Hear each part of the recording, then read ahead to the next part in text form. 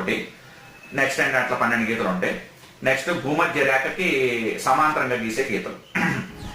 So ఒక ప్రదేశం ఎక్కడ ఉంది అని చెప్పాలంటే ఇదో పలానా డిగ్రీస్ లాటిట్యూడ్, పలానా డిగ్రీస్ లాంగిట్యూడ్ అంటే కరెక్ట్ గా మనకి గూగుల్ మ్యాప్కి వెళ్ళి మీరు పలానా డిగ్రీస్ లాటిట్యూడ్, పలానా డిగ్రీస్ లాంగిట్యూడ్ అని కొడితే ఆ పాయింట్కి మనకి తీసుకెళ్ళిపోద్దండి.